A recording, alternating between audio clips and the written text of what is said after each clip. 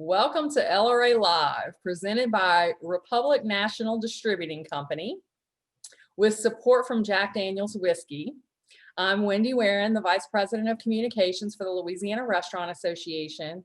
LRA Live is designed to aid you in charting your next steps as we continue to navigate 2020 and beyond.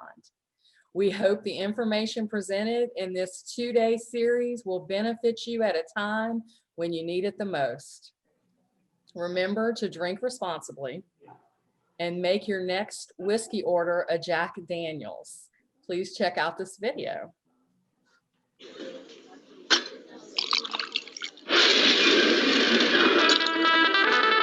I've always wanted to do that. I've mastered my role. We'll have one of everything. I always wanted to do this.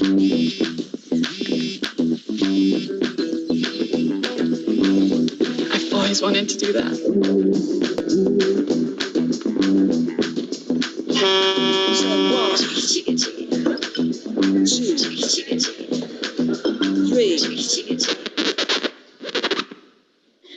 I've always wanted to do that. I always wanted to do that!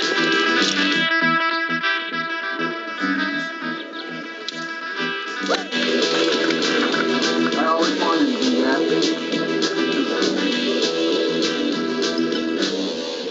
Next round on me.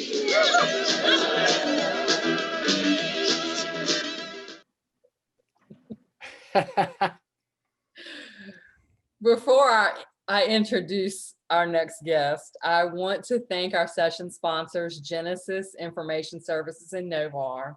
These two companies support our SIF, our Self-Insurers Fund for Workers' Compensation. Genesis has over 50 years of combined experience in surveillance and investigation. And Novar is an independent full-service private medical case management company that helps us with efficient and effective cost containment in our workers' comp program. Their services are uniquely customized to meet our specific workers' compensation program. As a reminder, this information and opinions provided by today's speakers are not representative of the policies of the LRA. But yes, I don't know what he's going to say. No, we're closing out today's schedule with a familiar face. Hopefully you've had the opportunity to tune in to his presentation in September when he shared his 8 secrets to thrive in a COVID economy. It's restaurant coach Donald Burns. Hi, Donald. Hi, Wendy. How are you? I'm good. Donald is the leading authority, author, and international coach on how restaurant owners and operators go from being just good to becoming exceptional. Today, he's here to explain how to create a hiring system that attracts A+ talent to steer them and your business in the direction of success. And I know that's a really important thing everyone's thinking about right now as we're rebuilding our teams. So I'll turn it over to you. Hello, Louisiana. How is everyone today? Hope you're doing great. Hope everyone's being safe out there. I'm gonna flip over to my screen. Can everyone see my screen? You see my screen okay, Wendy? Yes. My presentation? Yes. Shout out to Republic National Distributing for helping sponsors. And Jack Daniel's, yes, drink responsibly. I'm telling you, that was a great commercial. I actually, it makes me say, I always wanted to do that. Now I'm thinking there's a lot of things I wanted to do too. So, all right, well, let's jump into it. Today, I am going to talk about how to hire your A team. And here's the caveat of it all. I'm going to tell you how to do it in just 90 days. Sound good? Now, if that sounds too good to be true, don't worry. I've done this before with my own restaurants, and I've actually shown thousands of other independent restaurants how to do it too. But here's what I want you to do. I want you to have an open mind and be willing to ask yourself some uncomfortable questions as we rock and roll here. If you haven't noticed, it is getting a little tough out there. Seems like, we're in shark infested waters, and you as a business owner, you feel like the sharks are swimming around, and you might even feel like they're taking a little nip out of you. So before COVID-19 happened, the market was oversaturated with too many restaurants. Now, thanks to COVID-19, we have a lot more, a little bit less competition, but here's the thing. A lot of people in our industry are moving out of the restaurant hospitality field, moving into other careers.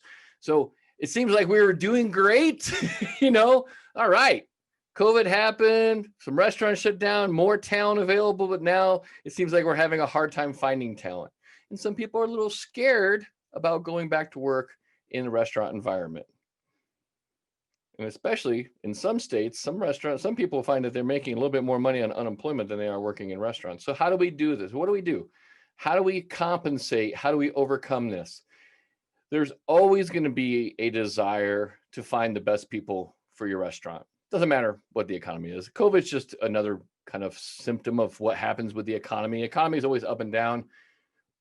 Market changes. We always have some kind of adjustment. And this is just the same thing. The biggest thing I think we should look at is not so much the market or COVID per se, but we should look at actually the talent out there and our kind of attitude about how we face talent. You've probably heard this phrase before, that there's a war for talent. What I actually think we have a war with talent. You see, we can't take on this kind of adversarial role between us, the restaurant operators and managers and owners, with them, the employees.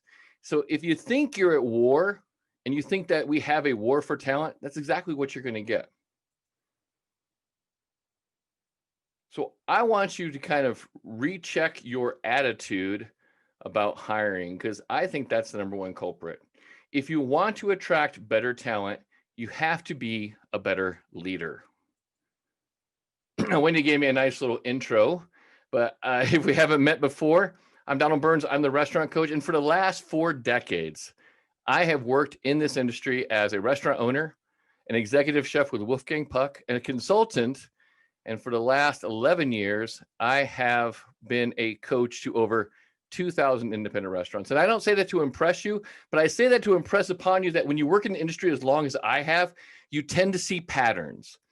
There are patterns to success and there are patterns to failure. So let's go over the ground rules for today. Number 1, I want you to have fun. I know it's trying times and it's hard sometimes to have fun, but have a little fun. If nothing else, grab some Jack Daniels and have a little bit more fun. Number 2, I want you to take notes, because research has shown if you take stuff and you write down your own handwriting, you are 70% more likely to remember it. So please write down, take notes in your own handwriting. And number 3, I want you to take action. I want you to take one thing, at least one thing that you've learned today, and I want you to apply it. If you haven't applied anything you learned today, then you haven't really learned anything. Remember that knowledge is not power. Application of knowledge is power. And then every once in a while, you're going to hear me yell out hashtag WTSD. What does WTSD stand for?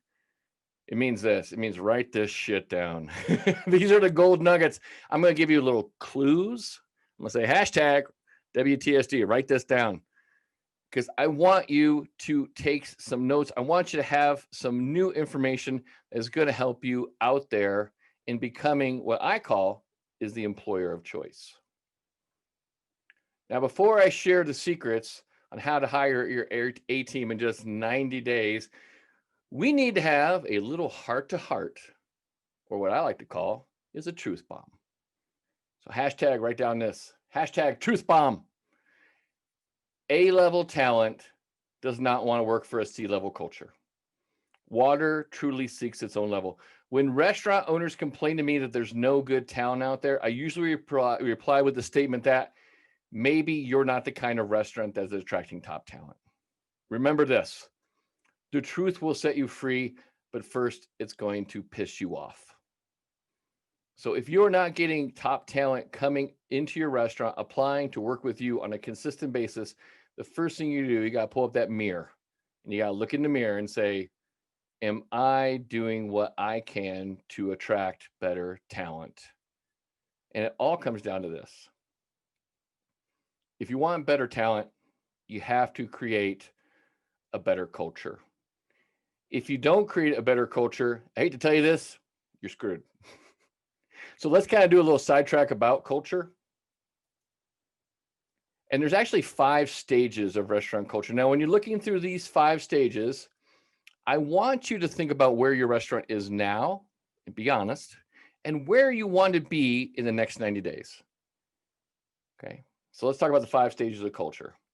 Now, I use this, and I call this the restaurant freedom pyramid. Now, when we look at this pyramid, at the bottom of the pyramid are the bad restaurants or the struggling. Those restaurants make up, in any market, doesn't matter where I go in the world, any market I've ever been to, 20% of all the restaurants in that market are usually in the bad category. They're struggling. Now, when I look at these different components for this pyramid, there's 3 things I look at. I look at profits, I look at the number of hours the owner works, and I look at their culture.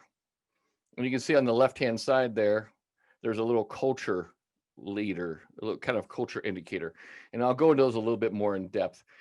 The struggling restaurants basically lose money or break even some months. And let's just be clear right from the start that breaking even should never be a business goal.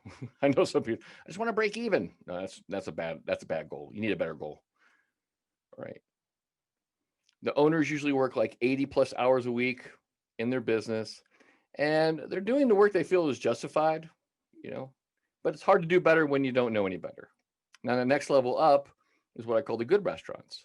And basically they're surviving. This is around 60% of any market out there. 60% of any market is in this category. If remember back to school, you had the bell curve. Think of the bell curve. What was average? A C grade was average. Well, this is where all those people would be. So good is average. And it's 60% of any market. Now they make a small profit if they're lucky. And the owners usually work like 60 to 80 hours a week. Now I call this stage quicksand. And what do I mean by quicksand? Well, look at it like this. You're working in your restaurant and you think everything's going fine. And then one thing goes wrong. The cooler goes down. And then another thing goes wrong. Someone just gave their 2 weeks notice. And then another thing goes wrong. Someone just gave you a 1-star review on Yelp. And then another thing goes wrong. And you fight back by actually just throwing more hours into your work because that's the only thing you know. Because that's the only tool you know. You only know how to work harder. And the problem is the more you fight back using the only tool you have, which is working harder, the more you sink until you can't breathe, until you can't move, until you can't think clearly because you're in over your head, just like in quicksand. Now, the good news is the next level up is great or thriving. Now, in any market, this is around 15% of the market. And here they make a decent profit. It's usually, 7 to 15%. The owners usually work around 40 to 50 hours a week. The danger at the great level is that you think you've made it. And then they usually rest on their achievements and they take their foot off their accelerator. The last thing you ever want to do in an ultra competitive market like the restaurant industry is take your foot off the accelerator. Complacency kills all brands. Hashtag WTSD, write this down. Remember that success is never owned, it's rented, and rent is due every day. Now the next level up, that green area, this is that rare space I say 4.5% of any market is what I call outstanding. These restaurants at that top of the pyramid, they basically drive their market. They make a great profit, usually 15% or higher, and the owners work usually around 40 hours or even less. Here is where you actually run your restaurant and no longer runs you. You focus on developing your team more than ever in leadership. You see that leadership culture? Leadership culture, it just flows like a mighty river. Now, there is a 5th level at the very top that only 0.5% will ever reach, and that's called legendary. They don't compete, they dominate. Other brands want to be them or they want to partner with them. And those restaurants actually shift trends and change industries. Think of brands like in the Louisiana market, like Commander's Palace, things like that. Those places are places that are legendary. They're well known and they attract people. People want to partner with them. They probably get tons of requests all the time to do stuff with them. John Folsey, those kind of chefs, they're at the top of their game for a reason. So let's dig a little bit more into the culture, because culture is really where hiring takes place. And if you're not, again, if you're not attracting the talent you want, you have to look at your culture. So remember, the pyramid goes from the bottom to the top. We look at the very bottom, which was the bad restaurants. They have a negative, or I kind of call it a toxic culture. The next level up, which is the good category, which be a training culture. A training culture, basically what happens here is you start training people a little bit, but you're only training on the front end. You're only training when people are hired. There's no like continuing education or continuing training. In the negative culture, toxic culture, there's no training. It's like the Wild West. It's a free for all. Basically the team runs the ship. The manager hides in the office. They're scared to come out because they're gonna get ambushed And then so the next level up from there is what we call a learning culture. And this is a goal where you want to get to. A learning culture is where we're constantly always learning, evolving, training, growing, and developing our not only ourselves, but our people. And the level up from that is what we call a leadership culture. This is where we have accountability, responsibility, and everyone takes on kind of a leadership role, even if they have the title or not. And then at the very top, which was that legendary category, you have what we call an admired culture. Now, if you're at the bottom of the pyramid, basically your team runs you and they run your restaurant. If you're at the good category, you start the very foundation of starting to run your restaurant. When you get into the learning culture area, you run the restaurant yourself. When you get to the leadership area, leadership culture, basically your team runs the restaurant.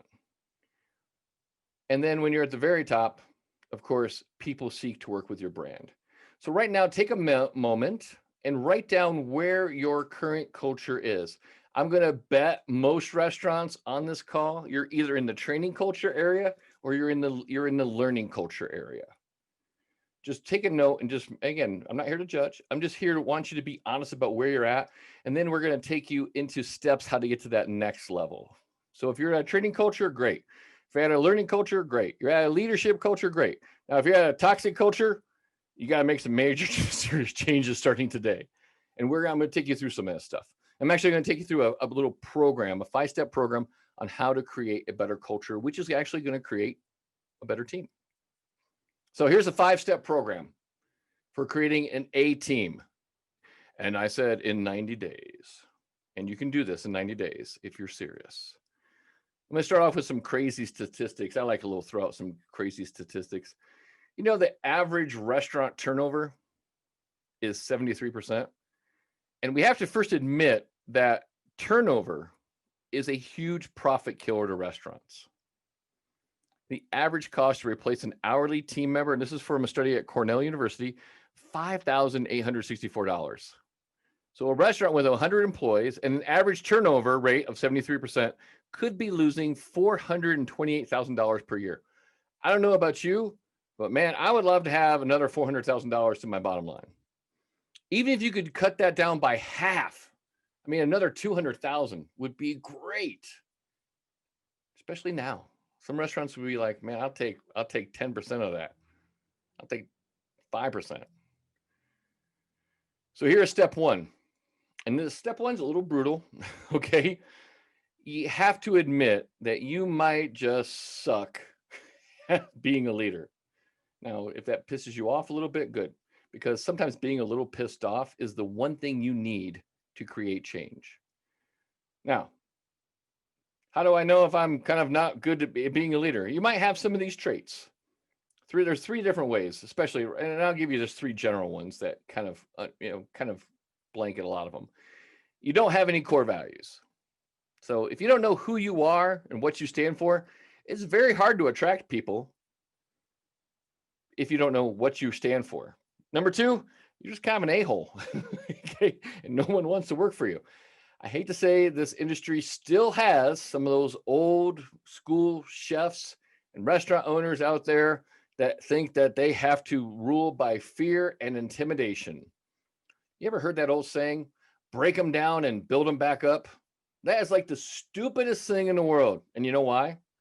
Have you ever taken apart anything and then put it back together and you had that one screw left and you're like, huh, where does this go? See, we're really good at breaking people down. We are terrible about putting them back together.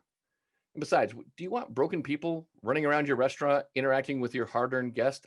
I don't know about you, but I don't want broken people in my restaurant. So breaking them down, building them up does not work. You do not have to be a jerk to lead a team. Okay, you don't have to, but you can actually be very a compassionate and a very determined leader with clear values and a clear vision and a clear mission, and that will inspire people. It's better to inspire than threaten people. And then number 3, you have double standards for the team, and we've all done this. I'm raising my hand. I've done it too. When I had my first restaurant, there were certain people on my team, kind of like my favorites, and they got maybe a little bit slack on some of the rules. You know, maybe they were, I had a rule for everyone that you had to be on time. They came in like 10, 15 minutes late, and I kind of let them slide. If you got double standards, now's the time to confess and say, you know what? Yep, I've kind of slacked on that. It's time for me to step up as a leader. But the number one thing I want you really to think about, I want you to think about your core values. If you do nothing else on this call, but really become crystal clear on your core values, it will change the whole course of your restaurant. I have all my clients, all my coaching clients, and all the members of my mastermind groups and stuff like that, they create a mission vision card just like you see here. And anytime they have a conversation with anyone on their team, or anytime they're doing an interview, they always have this card. Always, always, always have this card out. And it's always between them and the employee, or them and the interviewee. They always have this card out, and they're always referring to it.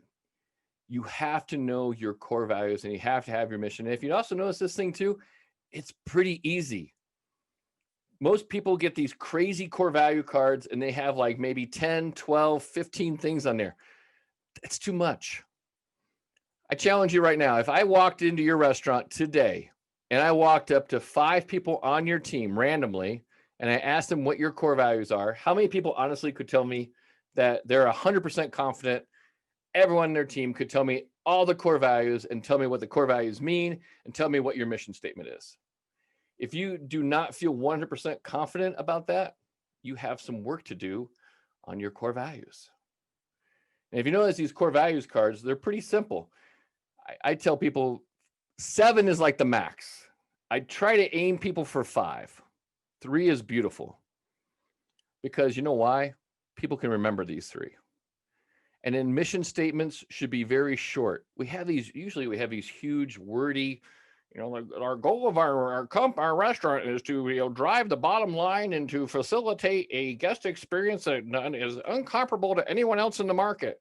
I mean, oh, come on, man. Let's be honest. That's a bunch of wordy fluff that no one's going to remember. So you see, like on this one card on the left, known as Kitchen, their mission is very simple. Outstanding people, exceptional product, impeccable service. Everyone on their team can remember that. And when I go and I challenge and I quiz their team, everyone knows these things. Everyone knows their core values. Everyone knows their mission. And again, we talked about this before. Don't be that jerk, okay? If you're that yeller and screamer and you got some anger issues, get someone to help you with your anger issues. You need to work these things out. Do not take it out on your team. I have a saying about, and it's pretty true, it's accurate. If you beat a dog enough, it does either 2 things. It either turns and bites you, or it turns and runs away. Right? So don't be that person. Some of you have to stop watching those reality TV shows. Those reality TV shows are great for reality TV. Drama is great for TV, really bad for restaurants. Leadership in its purest form is about raising people up to become their best, not tearing them down till they're afraid of their own shadow. And I can tell you from personal experience that it doesn't work. My father, who I apprenticed with when I was in high school, my father was that kind of old school chef. He would yell, scream, throw things at me. And, just when you heard him come out of his office, you heard the door of his office open up, everyone just kind of like, everyone froze up in fear. You don't have to break people down and then build them up. It's such BS. Okay. Remember, you don't want broken people working in your restaurant. It's time to throw out old thoughts and old beliefs that no longer serve us and no longer serve our industry. Think about what we're about. Hospitality. We use that word a lot. In fact, probably some of you have that on your core value card, hospitality. If you really look at what hospitality means as far as the origin of the word, it comes from the Latin word hospice, which means to host.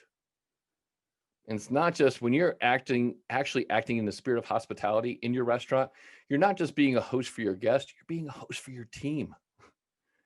You're acting like you want them there. You're happy they're there. You're excited that they're there.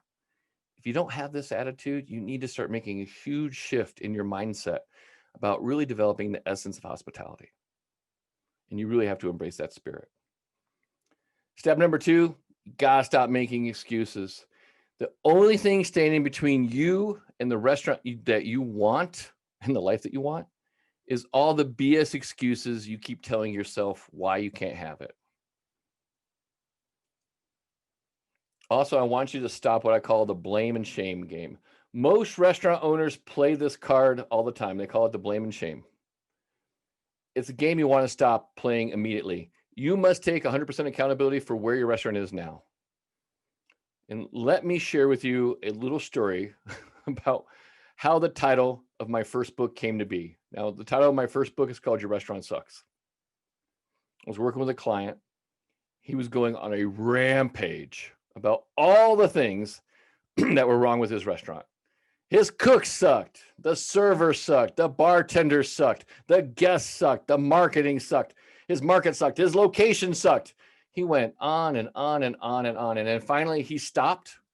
And I said to him very calmly, if your restaurant sucks, it's because you suck running it. Now, I'm going to be honest here. For a second, I thought he was going to punch me right in the face. He was a big guy. I mean, really big. I'm a big guy too. He was bigger than me. And I could see the anger building up in his face, and I could see the tension in his muscles in his face. And he actually started leaning up forward on top of the table. Like I was okay. I'm like, here it comes. Get ready to get punched, Donald. You're going to get it right in the face. And then an amazing thing happened. He basically, his face changed. His jaw relaxed. He let out a deep breath. He sat back in his chair and he goes, you're right. This is all my fault. And it was at that moment right there, that his moment of clarity, when we were able to really stop him from being stuck playing the blame and shame game. And we really started to work on helping him get the restaurant that he wanted.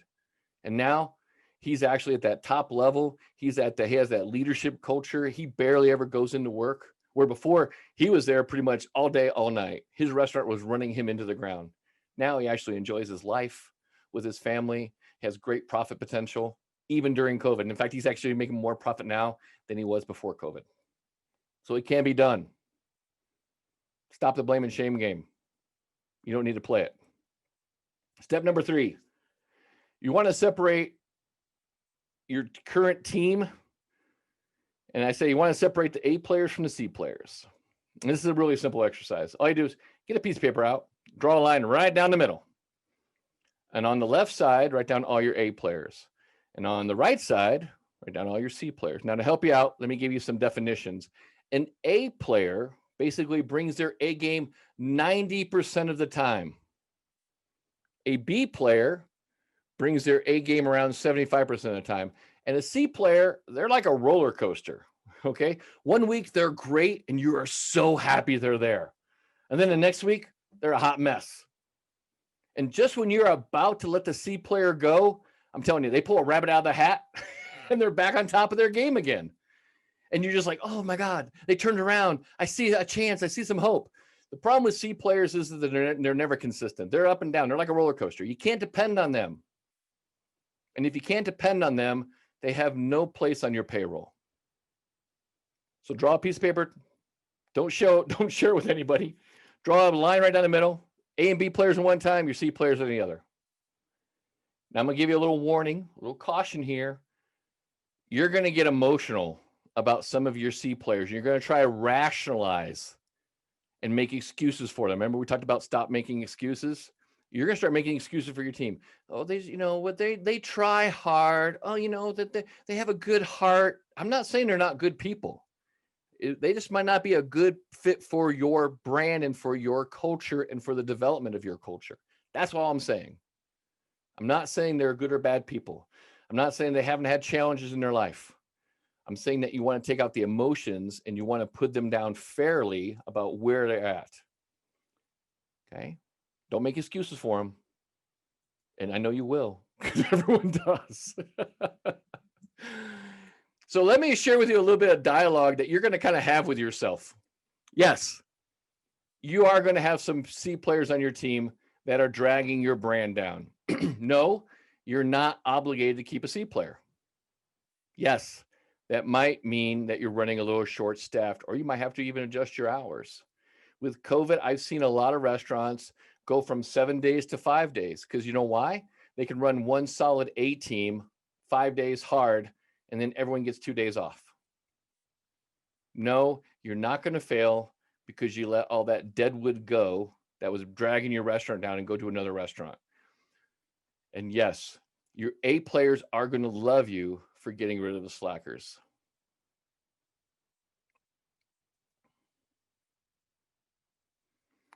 Being a leader, and hashtag write this down. Being a leader, being a true leader means stepping up and making the tough decisions when no one else wants to make them. That's the problem a lot of managers have, is they want the title and they want the money, but they're not prepared to do what a leader must do. Sometimes that's making really hard decisions.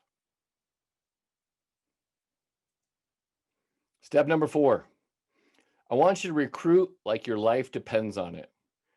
And the reason I say your life depends on it is because it does. Now, recruiting and placing job ads are different. And let me explain real quick what the difference is.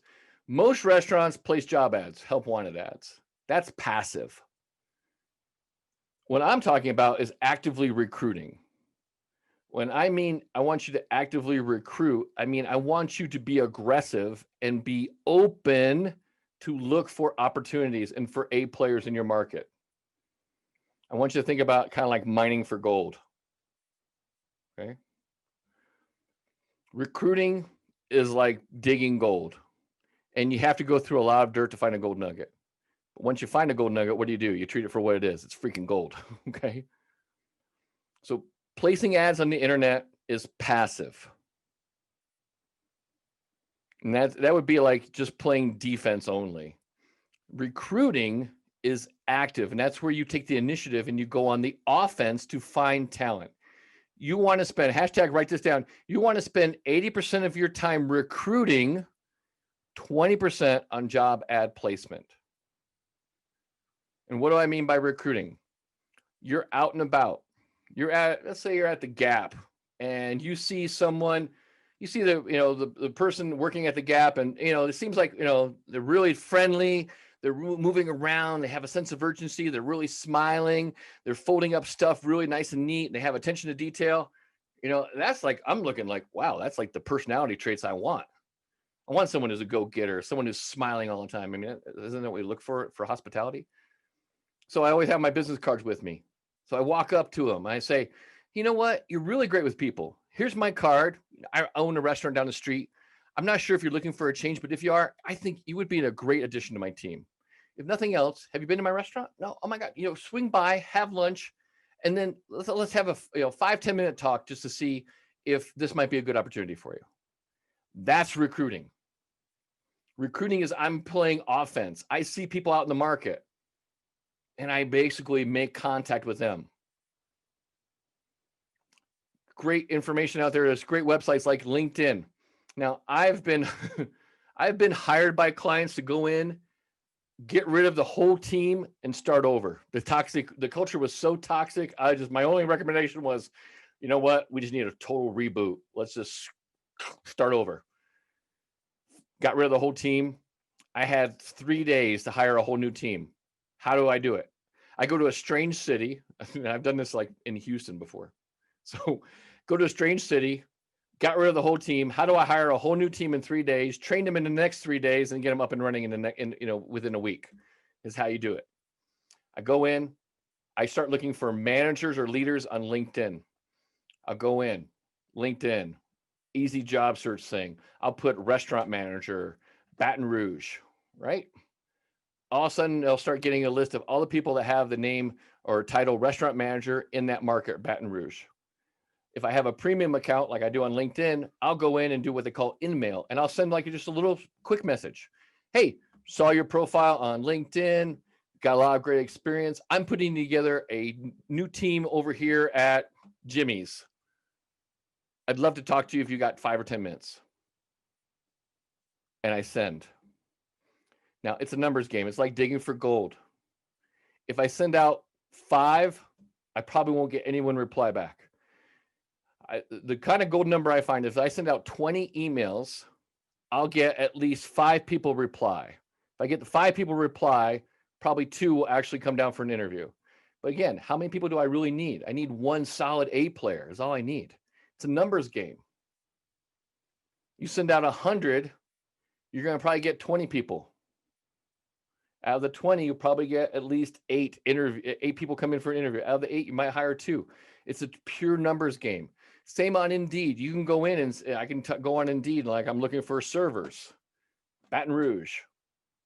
And it'll pull up all the people on Indeed that have that list. Now, if I have a premium account, I think it's like $100 a month on Indeed, I can go and send emails. I can send emails to those people too. Hey, listen, saw your resume on Indeed. Looks really great. I'm putting together a new team. Love to talk to you. Don't go crazy. I'll warn you right now. Don't go over crazy and try to sell yourself. Just make it really short and sweet. Hey, saw your resume, impressive. I'm not sure if you're looking for a change. I'm putting together an A team or a world-class team, whatever it is. Give a little tease out there, and I'd love to talk to you. That's all you want to do. Remember, it's a numbers game. Don't go in like I'm Donald, and I'm running a new restaurant here, and we have 45 years of family experience, and we are all about doing fresh quality. No. You're overselling it. You just want to find if they're interested. It's like sales. I just want to get a conversation started with them. Okay? Don't oversell yourself. Don't explain too much. Find if they're interested. If they're interested, they'll contact you. If they really are interested, they'll come down and make an interview with you. Always get on the phone. Always get someone in face-to-face if you can. Nowadays, if you can't do face-to-face, at least get them on a Zoom call. Do something. But I want you to spend 80% of your time recruiting. That's active. 20% on job placement. Fair enough? Everyone hashtag that? When he's taking notes, she's knowing who did it and who didn't. You're going to be on her Christmas list. If you do 80%, you're going to be good. If you don't do 80%, you're going to get a lump of coal. I'm telling Santa right now. And then step 5, change the one thing you can change in your restaurant today. And we all know what that is. If you you've read my books, you listen to me speak, you know what I'm talking about. I'm talking about you. You are the only thing that you can really change. It's your habits, your mindset, your attitude, and your beliefs about your team. If you change those things, you will start attracting an A team. And what do I mean by changing your beliefs? We all have these beliefs. We have these little things in our head. Money doesn't grow on tree. Money is the root of all evil. These are little sayings we've heard growing up as kids, but I'm telling you, they start basically tainting how we see the world. If we start thinking that millennials are lazy, what do you think we see every time we see a millennial? Oh, just lazy. They don't want to work. It's not that they don't want to work. They want to work, but they want to work for someone that motivates them. Okay? There's no good people out there. Ask and you shall find. If you do not think there's good talent out there, there's no good talent out there. Oh, 15% profit? I can't do that. And you won't. You never will. I've got restaurants now during COVID, 18, 20% profit. Never had that before in their life because we broke down that barrier of these old BS beliefs they had. Hashtag write this down. Restaurants get better when the people in them become better people. That starts with you. It all starts with you. Your goal from this whole session is I want you to be called the employer of choice. And being the employer of choice, it's not a nice thing to be. It's a requirement if you want to attract top talent in your brand. You want to be the employer of choice. How can you do that also? By marketing and show me that you're the employer of choice. How many people on this call post the same boring food pictures all the time? I know who you are. I've seen your Facebook and your Instagram feeds. I know who you are. It's the same people all the time. And here's the thing. Your food's beautiful. I love your pictures of your food. I mean, I see some amazing food pictures out there. Why don't you kind of like mix it up a little bit and show me some pictures of maybe some people on your team having a good time? Wow, that looks like a fun place to work at. You know, we all hear of the exit interview, correct? Have you ever done a stay interview? Hey, Wendy, why do you work here? Why do you like working with me? Oh, you know, you're lots of energy, you have lots of fun. And I always feel like I feel like I'm part of the team. Get that on video, put that out. You get testimonials all the time. You're asking your guests all the time for testimonials and reviews. Hey, if you love what you have, here, please write us a great review on Yelp or TripAdvisor. I want you to apply that same philosophy to your staff and ask them, why do you work here? Why do you work with me? I love it here. You treat me like I'm family. You treat me like I'm great. You say thank you. That's the great stuff. That's going to show me your employer of choice. So mix up your social media a little bit. Don't post all those. I mean, they're fantastic food pictures. And I love me some gumbo like everybody else too. But you got to start posting pictures of your team having a great time, telling me why they work with you. If you don't, you're just basically, you're not going to be the employer of choice. And if you're not the employer of choice, once again, you're screwed. Here's another thing. I want you to stop fighting with your team. Stop fighting with your team. What do I mean by that? Every restaurant on the planet builds walls within their culture they do not realize. And what do I mean we put up these walls? How many people call it the front of the house, call it the back of the house? You call it the front of the house, call it the back house, you've already got a segregation. You've already separated them. And it's always the same fight. It's front of the house versus back of the house. It's day staff versus the night staff. No, we're not doing that anymore. And that's what I want you to get to the point. I want you, when you hear your team saying those things, wow, you know, the servers just didn't clean. No. You say, no, time out. We're not doing this anymore. What do you mean? We're not, it's the service team. It's the culinary team. It's one team. In my first book, I talk about lessons from special operations. I was in the pararescue teams in the Air Force. One thing we always remembered, it's one team, one fight. It's not your day staff versus night staff, front of house versus back of house. It's everyone on your team, everyone inside your restaurant fighting against your competition. It's trying to steal your market share. That's the fight. Stop fighting amongst yourself. It's the stupidest fight in the world. And you can do it today just by walking up to your team and saying, we're not doing this anymore. What do you mean? We're not doing this front of house, back house. I hear them using those words. I stop them right. I usually use the timeout sign. No, we're not doing that. What do you mean? No, we're not doing that. Change your culture. It changes everything. I want you to focus more on what we call the team experience over the guest experience. There's a thing in human resources, we call it the TX versus the GX. I want you to focus on this. Most restaurants, I'm telling you right now, most restaurants have the formula backwards. They want to create an exceptional guest experience, and they don't really think about the team experience. Most restaurants have this thing, they have an 80% focus on the guest experience, and maybe if they're lucky, 20% on the team experience. In this new economy that's being created, you need to flip that around. You want to create an exceptional team experience, which will create an exceptional or an outstanding guest experience. If I looked at it on paper, it looked like this.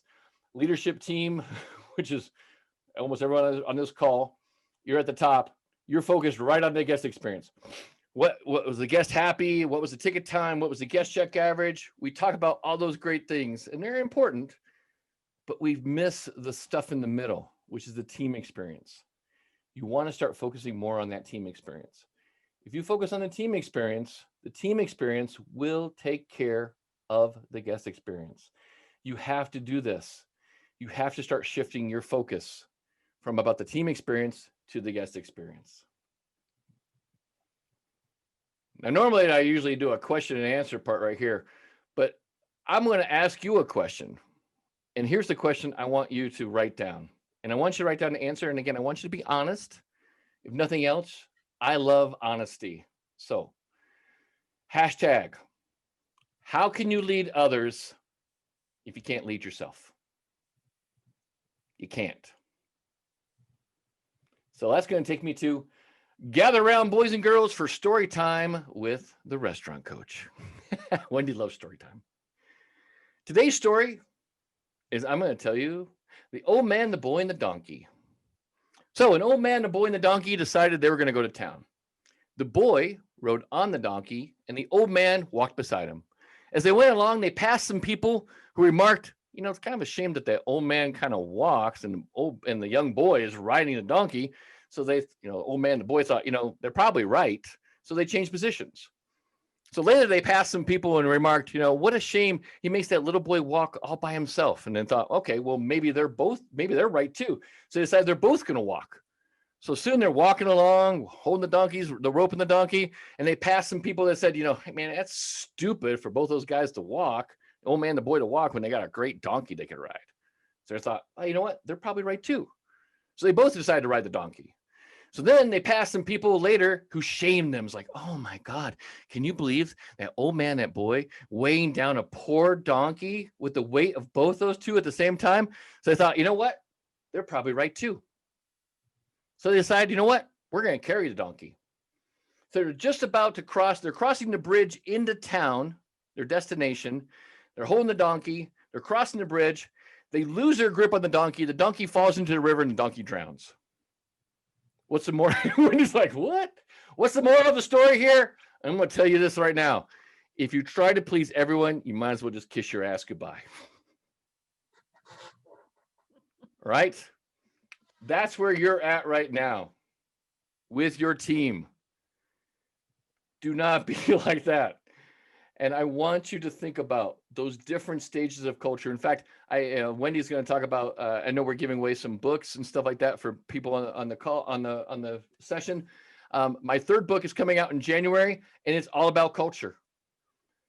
So my first book's called Your Restaurant Sucks. Second book, Your Restaurant Still Sucks. My third book coming out in January.